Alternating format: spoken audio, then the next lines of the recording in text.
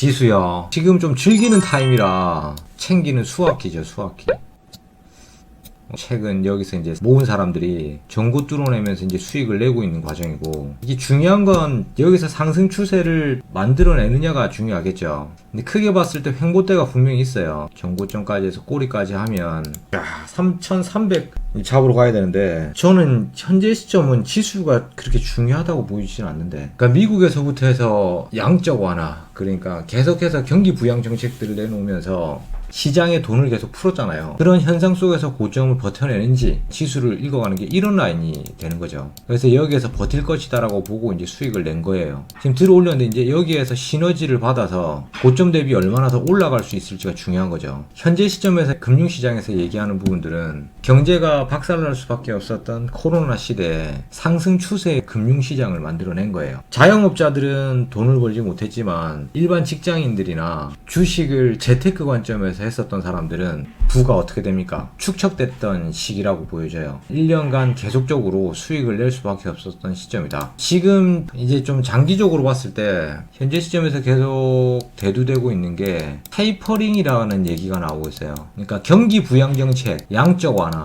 한마디로 장에다가 돈을 푸는 거예요. 테이퍼링은 반대예요. 돈을 걷어들이는 거라고 생각하시면 돼요. 완전 반대 개념입니다, 서로. 뿌렸었던 자금을 이제 다시 걷어들이겠다 얘기라고 보시면 됩니다. 그럼 이걸 걷어들일 때 얘네들이 뭘 해야 되겠어요? 금리를 인상시켜야겠죠. 금리가 조금만 인상돼도 엄청난 돈을 다시 회복할 수 있겠죠. 경기 부양 정책에 썼었던 자금을 어느 정도 회수할 수 있다는 거예요. 그렇게 되면 미국 같은 경우는 경기 부양 정책에서 썼었던 타국의 달러들을 회수하기 시작하면서 어느 정도 자기네 국가 국민들에게 썼었던 지출용은 세이브가 된다는 얘기가 되는 거예요. 그걸 근데 누가? 미국에서. 파월 의장께서 지난주에도 한번 얘기 나왔지만 테이퍼링을 실시하겠다, 이 이야기가 거의 뭐 한 달 전쯤에도 얘기가 나왔어요. 몇 번 나오고, 그러면서 아직까지는 금리 인상을 하지 않겠다 뭐 이런 얘기가 나왔는데, 이게 순식간에 분명히 역전이 될 겁니다. 금리 인상하겠다, 경제 곤두박질, 이 타이밍을 노려야 돼요.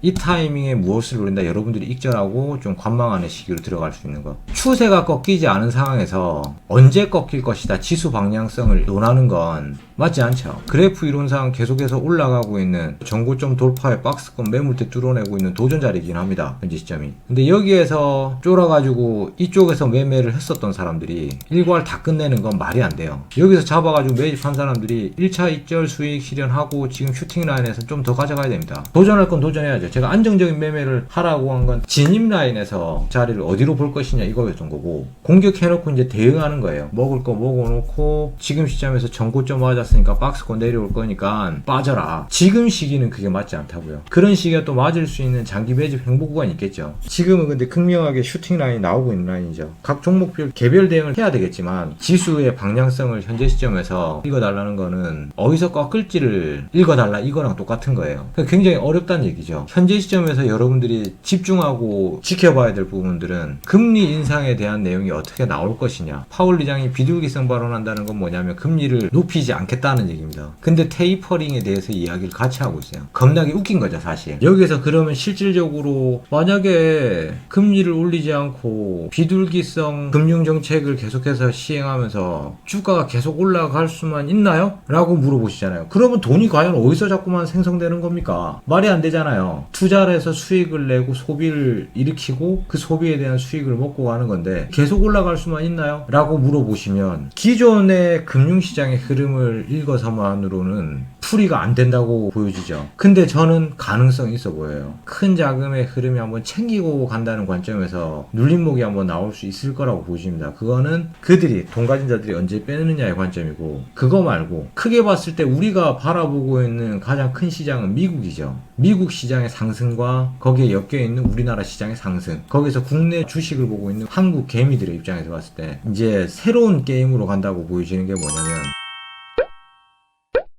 4차 산업혁명 시대에서 예전에 같은 경우는 미국에서 돈을 빌려주고 투자하는 국가들은 개발도상국입니다. 경제산업시장의 제일 하이 포지션에 있는 2차 산업 수준 정도라고 볼 수 있는 생산업체들, 의류, 농사 뭐 이런 쪽이잖아요. 노동 집약적 산업을 타고 있는 국가들에게 어느 정도 페이를 지불하고 물건을 가져와서 다시 판매를 일으키는 거기 때문에 성장 속도는 훨씬 선진국이 높지만 어느 정도 같이 갔단 말이죠. 근데 이걸 이제 끝내는 시점이 온 거예요. 무엇 때문에? 스마트 팩토리 때문에, 인공지능 때문에. 이런 자동화 시스템들이 나오기 시작하면서 부의 축적 자체가 기술을 가진 국가들에게 집약될 수밖에 없다는 게 저의 생각이에요. 노동 집약 산업에서 농수산물을 갖고 있는 국가는 괜찮아요. 근데 완전히 사람만 갖고 있는 국가들은 도태될 것이다. 개발비에 대한 자본을 형성시키고 있는 국가는 괜찮다. 거기서 연구개발을 계속 지속적으로 하고 있는 데는 괜찮은데, 그렇지 않은 국가들은 지금 선에서 커트라인이 나올 것 같습니다.